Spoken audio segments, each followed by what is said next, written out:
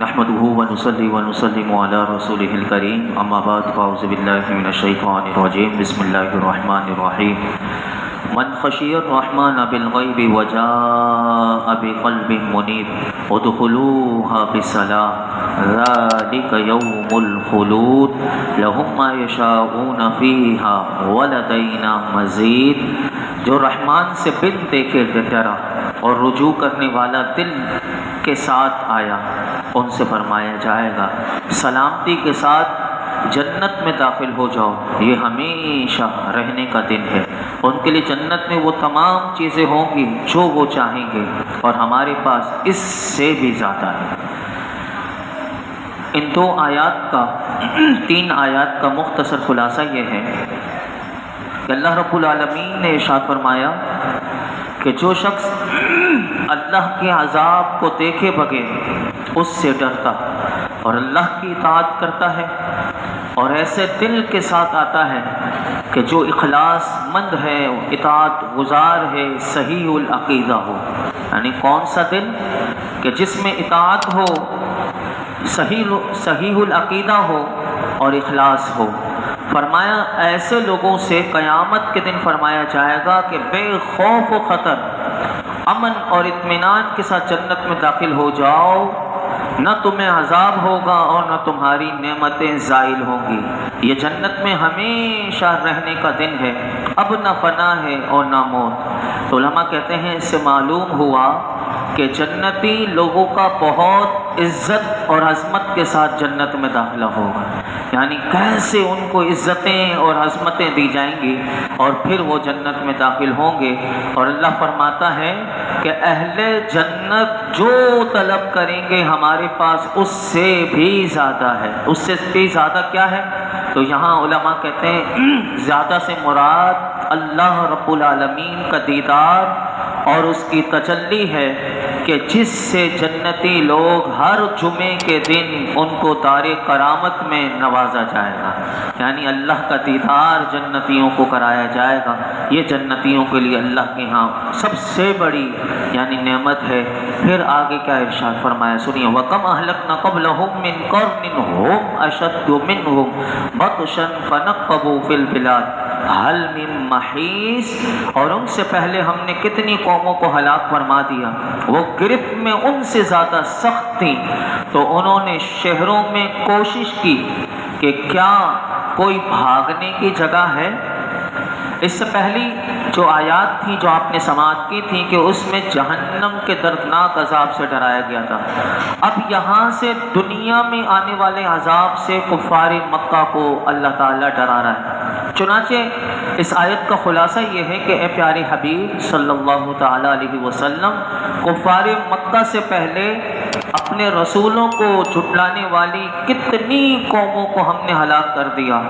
وہ لوگ ان کفار مکہ سے زیادہ طاقتور اور زبردست تھے اور انہوں نے ہمارے عذاب سے بچنے کے لیے بہت سے شہروں میں پناہ تلاش کرنا چاہی، مگر کوئی ایسی جگہ انہیں نہ ملی کہ جہاں وہ ہمارے عذاب سے بچ سکتے اور انہیں پناہ مل جاتی.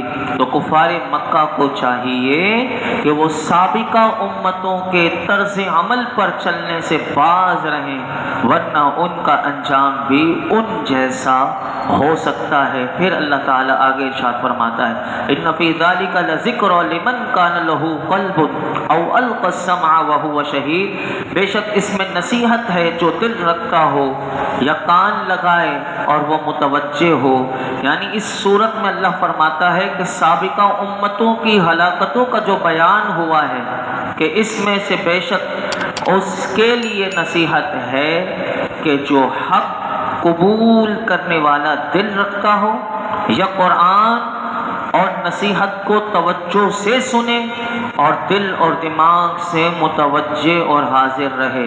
اب یہاں سے علماء کہتے ہیں یہ آیت ہمیں پیغام دے رہی ہے کہ وعظ اور نصیحت، یہ کتنے وعظ و نصیحت آج ہو رہے ہیں. دیکھیے قرآن سنایا جا رہا ہے، سب لوگ کتنی محافل ہوتی ہیں، کتنے دروس ہوتے ہیں، کیوں فائدہ نہیں مل رہا، کیوں نصیحت سے فائدہ نہیں ملتا. یہ آیت ہمیں بتا رہی ہے کہ وعظ و نصیحت اور عبرت سے وہی فائدہ اٹھا سکتے ہیں کہ جس کے پاس عبرت پکڑنے والا دل ہو، غور سے سننے والے کان ہو، اور وہ دل سے حاضر رہ کر واعظ و نصیحت کو سنے، ایسا شخص ضرور فائدہ اٹھائے گا۔ اور حضرت شبلی رحمت اللہ تعالی علیہ نے بڑی خوبصورت بات کہی۔ آپ فرماتے ہیں کہ قرآن کی نصیحتوں سے فیض حاصل کرنے کے لیے دل ایسے حاضر ہونا چاہیے کہ پلک جھپکنے کی مقدار بھی اس میں غفلت نہ آئے۔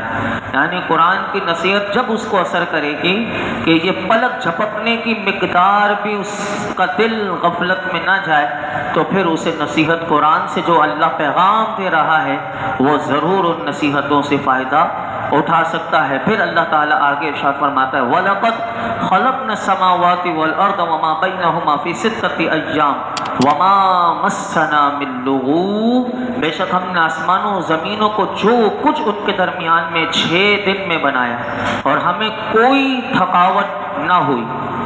اس آیت کریمہ کا شان نزول یہ ہے کہ یہ آیت یہودیوں کے رد میں نازل ہوئی۔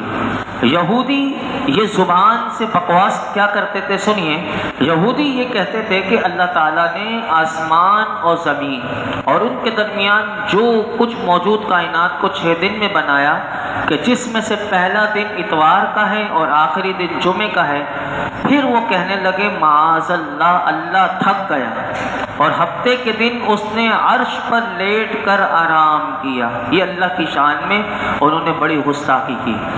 اس پر اس آیت کریمہ کا نزول ہوا اور ان کا رد کیا گیا کہ اللہ تبارک و تعالی تھکنے سے پاک ہے، وہ اس بات پر قادر ہے کہ وہ کن فیکون کا مالک ہے کہ وہ اگر کن کہتا تو سارا عالم بن جاتا۔ یہ زمین و آسمان جو 6 دن میں بنے ہیں، کیونکہ ہر چیز کو حکمت کے تقاضے کے مطابق رب العالمین ہستی عطا فرماتا ہے، اس لیے اس نے کائنات کو 6 دن میں تخلیق فرمایا۔ یاد رکھیے گا کہ اس سے معلوم ہوا کہ کائنات کو 6 دن میں پیدا فرمانا کمزوری یا تھکن کی بنا پر نہ تھا، بلکہ اس آہستگی میں کہ 6 دن میں ہزارہا حکمتیں تھیں، اور اس میں سب سے بڑی حکمت کیا تھی؟ اس میں ایک حکمت ہمارے لیے ہے، اور وہ حکمت یہ تھی کہ اللہ نے بندوں کو تعلیم دینی تھی کہ ہم قادر ہو کر قدرت رکھ کر جلدی نہیں کرتے، تو تم مجبور ہو اے انسان، تو پھر تم کیوں جلد بازی کرتے ہو؟ یعنی جلد بازی نہ کرنا، یعنی یہ پسند نہیں کہ ہم قادر ہو کر جلد بازی نہیں کرتے، تو تم مجبور ہو کر کیوں جلد بازی کرتے ہو؟ یہ سب سے بڑی حکمت بھی اس آیت کریمہ سے ہمیں سننے کو ملی۔ پھر آگے ارشاد فرمایا فاصبر علی ما یقولون وسبح بحمد ربک قبل طلوع الشمس وقبل الغروب ومن اللیل فسبحہ وادبار السجود، تو ان کی باتوں پر صبر کرو اور سورج طلوع ہونے سے پہلے اور غروب ہونے سے پہلے اپنے رب کی تعریف کرتے ہوئے اس کی پاکی بیان کرو، اور رات کے کچھ حصے میں اس کی تسبیح کرو، اور نمازوں کے بعد یاد رکھیے کہ ان 2 آیات کا مختصر خلاصہ یہ ہے کہ اللہ تعالیٰ کی شان میں یہودیوں کا جو کلمہ بھی آپ نے سماعت کیا کہ وہ اللہ کی شان میں انہوں نے گستاخی کی، اور ویسے بھی تو میرے آقا علیہ الصلوۃ والسلام کو یہ بڑا ناگوار ہوا اور شدید غضب کی وجہ سے میرے آقا علیہ الصلوۃ والسلام کا چہرہ مبارک پر سرخی نمودار ہو گئی، تو اللہ رب العالمین نے آپ کی تسکین فرمائی، تسلی دیتے ہوئے حضور سے خطاب ہوا اے پیارے حبیب صلی اللہ تعالی علیہ وسلم، ان یہودیوں کی باتوں پر آپ صبر کریں، بے شک آپ کا رب ان کا قول جو یہ کہہ رہے ہیں وہ سن رہا ہے اور وہ انہیں اس کی سزا دے گا۔ آپ سورج طلوع ہونے سے پہلے اور غروب ہونے سے پہلے یعنی فجر، ظہر اور عصر کے وقت اپنے رب کی تعریف کرتے ہوئے اس کی باقی بیان کریں، اور رات کے کچھ حصے یعنی مغرب، عشاء اور تہجد کے وقت میں اس کی تسبیح کریں، اور نمازوں کے بعد بھی تسبیح کریں۔ دیکھیے کہ 6 نمازیں حضور پر فرض تھیں، حضور کی امت پر 5 ہیں، حضور پر 6 فرض تھی، تہجد بھی حضور پر فرض تھی، تو دیکھیے 6 نمازوں کا بھی ذکر آ گیا، اور فرمایا نمازوں کے بعد بھی تسبیح کریں۔ تو یہاں پر اس حوالے سے یہ بھی ہمیں حدیث پاک میں ملتا ہے کہ میرے آقا علیہ الصلوۃ والسلام نماز کے بعد بھی بلند آواز سے اللہ کا ذکر کیا کرتے تھے۔ ایک حدیث پاک میں آپ کے سامنے رکھتا ہوں تاکہ ہم سب بھی اس ذکر کو اپنا لیں۔ اس کی فضیلت دیکھیے کتنی زبردست ہے۔ مسلم شریف کی حدیث پاک ہے، حضرت ابو ہریرہ رضی اللہ تعالیٰ عنہ روایت کرتے ہیں کہ نبی کریم صلی اللہ علیہ وسلم نے ارشاد فرمایا، جو شخص ہر نماز کے بعد 33 مرتبہ سبحان اللہ، 33 مرتبہ الحمدللہ اور 33 مرتبہ اللہ اکبر، ایک روایت میں 34 مرتبہ بھی ہے اور یہاں پر جو میرے سامنے لکھی ہوئی ہے وہ 33 مرتبہ، اور پھر یعنی یہ 99 ہو گئے، اور پھر ایک مرتبہ پڑھے لا الہ الا اللہ وحدہ لا شریک لہ لہ الملک ولہ الحمد وہو علی کل شیء قدیر۔ میرے آقا علیہ الصلوۃ والسلام کہتے ہیں وہ ہر نماز کے بعد یہ پڑھے اس کے گناہ بخشے جائیں گے، خواہ وہ سمندر کی جھاگ کے برابر، یعنی کتنے بھی بہت کثیر ہی کیوں نہ ہو تو اس کے گناہ بخشے جائیں گے۔ اللہ رب العالمین ہم سب کو اپنا ذکر ہمیشہ کرتے رہنے کی توفیق عطا فرمائے۔ رات کو سونے سے پہلے بھی یہ اسے تسبیح فاطمہ بھی کہتے ہیں، اگر کوئی اسے پڑھ کر رات کو سوئے وہ خود تجربہ کر کے دیکھے گا کہ جب اس کی صبح آنکھ کھولے گی تو ایسا ہوگا کہ جیسے تر و تازہ، اور اس کے جسم میں جیسے طاقت آ گئی کہ پوری رات جیسے اس کے جسم کی کسی نے مالش کی ہو خدمت، وہ اتنا فریش ہو جاتا ہے۔ تو رات کو بھی یہ ذکر کر کے سوئیے اور پانچوں نمازوں کے پاس بھی پڑھیے، تو انشاءاللہ اس کی برکت آپ خود محسوس کریں گے۔ اللہ رب العالمین ہم سب کو قرآن حکیم کا نور اور اس کا فیضان نصیب فرمائے۔ الحمدللہ رب العالمین والصلاۃ والسلام علی سید الانبیاء والمرسلین وعلی آلہ واصحابہ اجمعین۔ یا اللہ پاک جو کچھ سنا اس میں کوئی غلطی کوتاہی معاف فرما، اپنی بارگاہ میں قبول فرما، ہمارے لیے سیکھنا سکھانا سمجھنا سمجھانا آسان کر دے۔ میرے مولا غور و فکر کی صلاحیت عطا فرما، یا اللہ ہم سب کو علم نافع عطا فرما، علم نافع عطا فرما، وہ علم عطا فرما جو ہماری زندگیوں میں نور اور انقلاب پیدا کر دے، وہ علم عطا فرما جو ہمیں انسانیت سکھائے اور مولا کریم ہمیں ایک دوسرے کا درد، ایک دوسرے کا فائدہ اور ہماری ذات سے لوگوں کو فائدہ پہنچے۔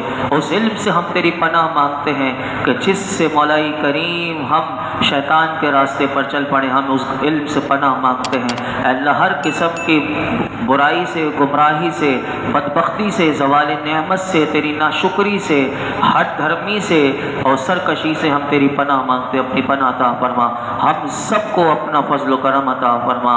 یا اللہ یہ محرم شریف کی مبارک راتیں ہیں، اے رب کریم کربلا والوں کی عظیم قربانیوں کا صدقہ یا اللہ تو ہم سے راضی ہو جا۔